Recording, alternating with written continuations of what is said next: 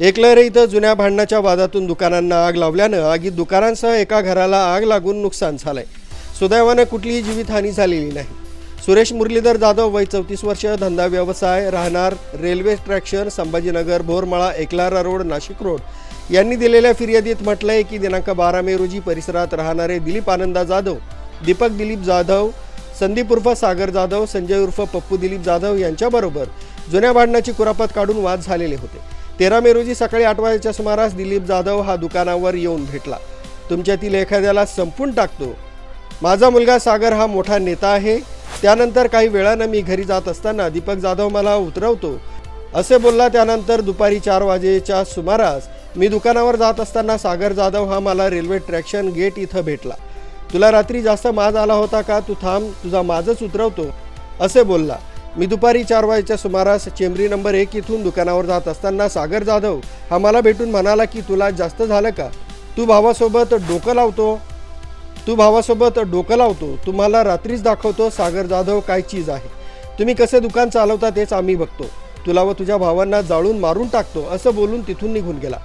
दिनांक 13 मे रोजी रात्री 8 वाजेच्या सुमारास माझा लहान भाऊ राहुल हा आमच्या दुकानावर उभा असताना संजय उर्फ पप्पू दिलीप जाधव त्याचे मोटरसायकलवरून दुकानाजवळ येऊन भाऊ राहुल यास बोलला की तुम्ही सागर भाऊला विरोध करतात का, तुमची लायकी पण नाही त्याला विरोध करायची, आता तू दुकान बंद कर, नाहीतर आम्ही तुमच्या दुकानासहित तुला ही जाळून टाकतो, तुझा भाऊ सूर्या कुठे आहे त्याचा आज गेम करतो अशी धमकी देऊन निघून गेला। आमच्या दुकानाच्या पाठीमागे माझ्या बहिणीच्या मुलाचं लग्न असल्यानं आम्ही सर्व कुटुंबीय तिथे होतो। त्यानंतर रात्री 11:30 वाजेच्या सुमारास भाऊ राहुल यांना भाचा सुनील दिलीप सोळस यांनी फोन करून सांगितलं की तुमच्या दुकानाला सागर जाधव व त्याचे वडील दिलीप आनंदा जाधव, भाऊ दीपक दिलीप जाधव, संजय उर्फ पप्पू दिलीप जाधव त्यांच्यासोबतच्या लोकांनी आग लावली। आम्ही तिघे भाऊ दुकानावर गेलो तेव्हा आमच्या दुकानाला व शेजारील इतर दुकानांना व साखराबाई नरहरी येडे यांच्या पत्र्याच्या शेडला मोठ्या प्रमाणात आग लागली होती। अर्चना साबळे यांच्या राहत्या घराला आग लागली। त्यावेळी तिच्या 2 मुली तिच्यासोबत घरामध्ये झोपलेल्या होत्या। त्यावेळी बाहेर आरडाओरडीचा आवाज ऐकून झोपेतून उठल्या असता त्यांच्या घराला आग लागलेली पाहून त्या घराबाहेर जीव वाचवत पळत बाहेर आल्या। घटनेची माहिती मिळताच पोलीस आणि अग्निशमन दल दाखल झालं आणि आग आटोक्यात आणली। आगीत दुकानाचं तसंच शेजारील इतर दुकानं, अर्चना साबळे यांचं राहतं घर व साखराबाई यांचे पत्र्याचे शेड मोठ्या प्रमाणात जळून नुकसान झालंय। सुरेश जाधव यांनी दिलेल्या फिर्यादीवरून संशयित दिलीप आनंदा जाधव, दीपक दिलीप जाधव, संदीप उर्फ सागर जाधव, संजय उर्फ पप्पू दिलीप जाधव सर्व राहणार railway traction, Sambhajinagar, Eklara road, Nashik road यांच्या विरोधात नाशिक रोड पोलीस ठाण्यात गुन्हा दाखल करण्यात आला असून अधिक तपास वरिष्ठ पोलीस निरीक्षक जितेंद्र सपकाळे यांच्या मार्गदर्शनाखाली पोलीस करीत आहे। काल संध्याकाळी 8 वाजता पप्पू संजय उर्फ पप्पू जाधव यांनी मला दुकानावर येऊन आणि दुकान बंद कर भ्यांचोत, घरी जाय, दुकानचं चालू ठेवलं तर तुला मारून टाकेन, दुकानाचं तुला जाळून टाकेन शिवीगाळ करत असताना मी दुकान बंद करून पाठीमागे बहीण राहती, बहिणीच्या घरी लग्न होतं, मोठा भाऊ आणि लहान भाऊ तिथं होता, त्यांना मी जाऊन सांगितलं पप्पू असं म्हणलं, ते म्हणले चला जाऊ दे मग आपल्या घरी लग्न कार्य आहे, आपण कटकट काय करायचे रे, घरी निघून जाऊ। आम्ही घरी निघून गेल्यानंतर जेवण बिवण केलं, झोपलो। 10:30 पावणे 11 वाजता आम्हाला फोन आला की तुमचं दुकान पुरं खाक झालंय। तर आम्ही या ठिकाणी आल्यानंतर बघितल्यानंतर आमचं दुकानला आग लागली होती। आम्ही 112ला कॉल केला, फायर फायटिंगला कॉल केला, इथं गाड्या आल्या, 10 गाड्यांनी सुद्धा आग विझली नाही। आम्ही काल नाशिक रोड पोलीस स्टेशन येथे FIR दाखल केली आहे। तर पोलीस प्रशासनाने योग्य ती कारवाई करून या समाजकंटकांना, या सराईत गुन्हेगारांना, या सत्तेचा माज, पैशाचा माज असलेल्या लोकांना कडक यांच्यावर कारवाई करून आम्हाला योग्य तो न्याय देण्यात यावा।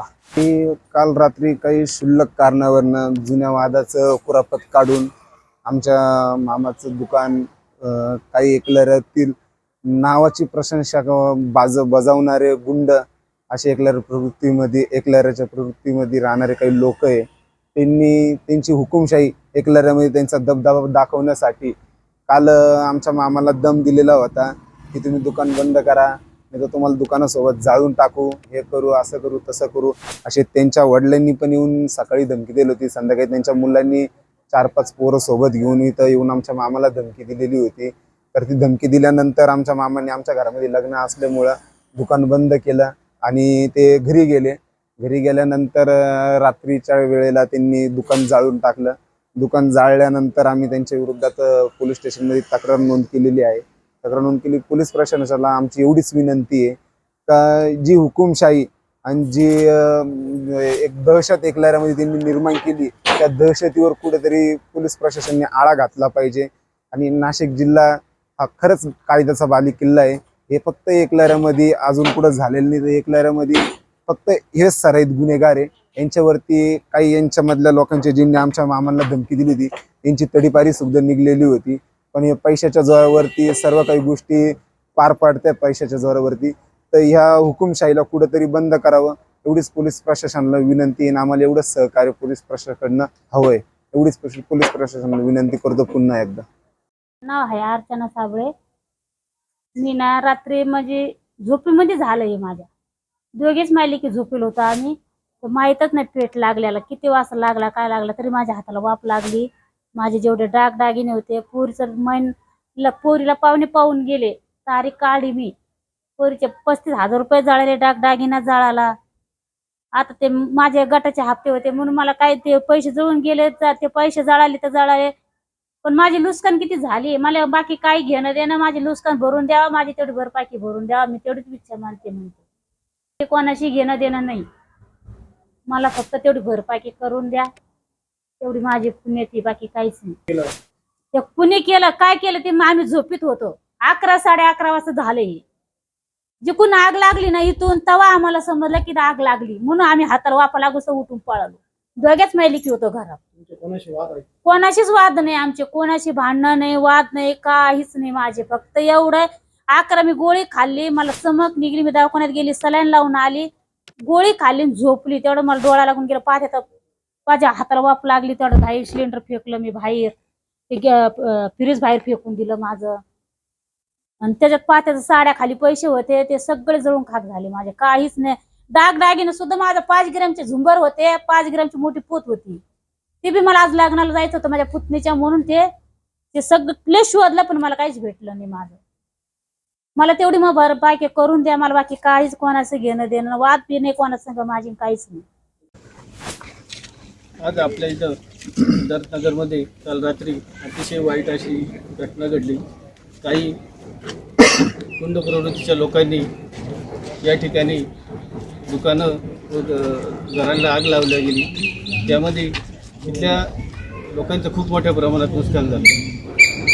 आणि अग्निशामक दलाने जी मदत केली त्यामुळं खूप लोकांचे जीव वाचले. अन्यथा या परिसरात सगळे सिद्धार्थनगर वस्तीला आग लागून गेली असती. माझं पोलीस प्रशासनाला विनंती आहे की अशा गुंड प्रवृत्तीच्या लोकांना ताबडतोब यांच्यावर कठोरात कठोर कारवाई झाली पाहिजे आणि इथल्या सर्वसामान्य जनतेला न्याय मिळाला पाहिजे. मुख्य संचालक रवींद्र जाधव, लोकराज्य न्यूज, नाशिक रोड.